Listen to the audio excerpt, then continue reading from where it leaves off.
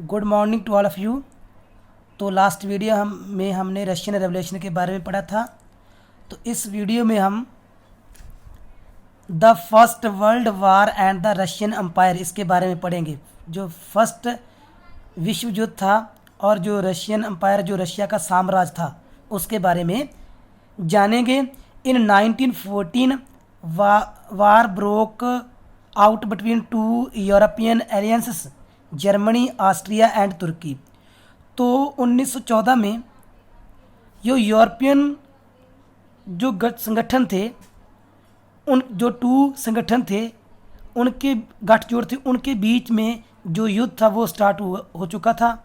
Germany, Austria and तुर्की एक तरफ तो ये थे जी सेंट्रल पावर थी, and France, Britain and Russia, later Italy and Romania, बाद में इसके साथ इटली और रोमानिया।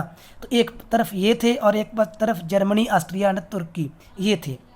इन दोनों के बीच में ये युद्ध था वो स्टार्ट हो चुका था। Each country had a global empire, हर एक देश के पास जो एक विकसित साम्राज्य था। And the war was fought outside Europe as well as in Europe. इसीलिए हर एक देश के पास जो विकसित साम्राज्य होने के कारण ये युद्ध यूरोप में तो स्टार्ट हुआ था और उसके बाहर, यूरोप से बाहर भी ये युद्ध स्टार्ट हो चुका था। This was the first world वार, इसीलिए ये पहला विश्व युद्ध था, इसको फर्स्ट विश्व युद्ध कहा जाता है। इन रशिया में the war was initially popular and people rallied around the tsar Nicholas second. तो शुरुआत में ही रशिया को लोगों की जो हेल्प थी वो मिलनी स्टार्ट हो चुकी थी, क्योंकि बहुत सारे जो लोग थे वो जार निकोलस सेकंड के साथ जुड़ चुके थे।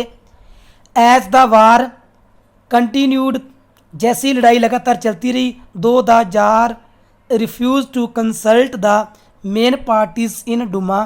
तो जार ने जो डूमा में मेन पार्टीज थी उनके साथ जो सलाह मशवरा बातचीत करनी छोड़ दी। स्पोर्ट वॉर थी, इसीलिए लोगों का जो साथ था वो उनको मिलना कम हो चुका था और उनकी जो सपोर्ट थी वो कमज़ोर हो चुकी थी। Anti German sentiments rain high. तो जो विरोधी जर्मनी भावनाएं थी उसमें रफ्तार से बढ़ने लगी। As can be seen in the renaming of Saint Petersburg a German name as Petrograd. तो इतनी ज़्यादा जर्मनी की जो भावनाएं थी वो इतनी ज़्यादा बढ़ चुकी थी कि उन्होंने जो सेंट पीटर्सबर्ग था उसका नेम बदलकर जो था वो पेट्रोगार्ड रख दिया था, क्योंकि जो सेंट पीटर्सबर्ग था ये जर्मनी का नेम था। द सारिना अलेक्जेंडर्स जर्मन ऑर्गेन्स, जो कि मूल जर्मन थी, एंड पुअर एडवाइज़र, और उसके जो कमज़ोर सलाहकार, specially a monk called Rasputin, made the autocracy unpopular. और उसके जो कमज़ोर सलाहकार, जो उसके वीक सलाहकार थे, और एक खास जो जिसका नेम, एक सन्यासी था जिसका नेम रसपुतिन था, उन्होंने इस राजवंश को अनपॉपुलर, अलोकप्रिय बना दिया था। The first world war on the eastern front deferred from the on the western front. जो पूर्वी मोर्चे की जो सेना थी उसका युद्ध जो पश्चिमी मोर्चे की सेना थी उससे बिल्कुल अलग था, भिन्न था। In the west armies fought from trenches stretched along eastern France. जो वेस्ट मोर्चा था उसकी जो सेना थी वो पूर्व फ्रांस की सीमा में जो खाइयाँ थी उसके साथ युद्ध कर रही थी। इन द ईस्ट, और पूर्व में आर्मीज मूव्ड अ गुड डील, काफ़ी हद तक आगे बढ़ चुकी थी। And fought battle leaving large casualties, और उसमें जो उनके काफ़ी सैनिक थे उनको मौत के मुंह का सामना करना पड़ा था। बहुत सारे सैनिकों की जो मौत हो चुकी थी। Defeats were shocking and demoralising. हार ने जो यूरोपीय सेना थी उसको कमज़ोर बना दिया था, उनका मनोबल तोड़ दिया था जो यूरोपियन सैनिक थे। Russia's army lost badly in Germany and Austria. Germany और ऑस्ट्रिया में जो रूसी सेना थी उसकी बुरी तरह हार हो चुकी थी बिटवीन 1914 एंड 1916। इन टाइम के दौरान there were over 7 million casualties by 1917। तो यहाँ पर लगभग 70 लाख जो लोग थे वो मारे जा चुके थे। एज दे रिट्रीटेड, जैसे वो वापस जा रहे थे, द रशियन आर्मी जो रशिया की सेना थी डिस्ट्रॉयड क्रॉप्स, फसलों को बर्बाद कर रहे थे, एंड बिल्डिंग्स, और जो वहाँ पर जो भवनों को, बिल्डिंग्स को, उनको भी बर्बाद कर रहे थे। टू प्रिवेंट द एनिमी, दुश्मन से बचने के लिए, from being able to live off the land, ता जो इस ज़मीन पर वो जो सेना है वो निवास ना कर सके, रह ना सके, उनसे बचने के लिए इन्होंने फसलों और जो बिल्डिंग थी उनको बर्बाद कर दिया, नष्ट कर दिया। द डिस्ट्रक्शन ऑफ क्रॉप्स, फसलों की बर्बादी, एंड बिल्डिंग्स, और घरों की बर्बादी, led to over 3 million refugees in Russia. तो रशिया में 30 लाख लोगों को जो शरणार्थी था, रेफ्यूजी था, वो बना दिया था, बेघर कर दिया था। The situation discredited the government and the jar. तो इस हालात में सरकार और जार की बहुत निंदा हुई थी, लोगों ने उनका साथ छोड़ दिया।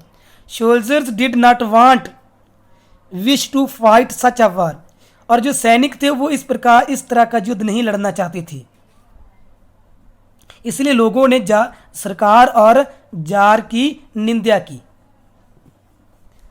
The war also had a severe impact on industry. तो इस युद्ध का जो इंडस्ट्री था उस पर भी बहुत बुरा असर डला था।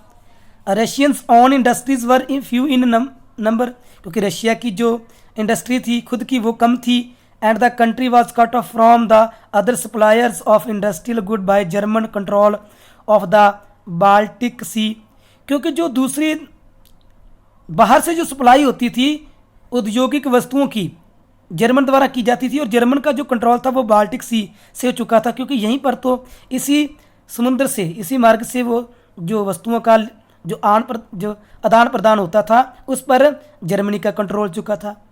Industrial equipment disintegrated more rapidly in Russia than elsewhere in Europe. जो औद्योगिक वस्तुएं थी वो उन दूसरे देशों की तुलना में रशिया में सबसे बड़ी जल्दी से ये नष्ट होने लगी। By 1916 railway lines began to break down.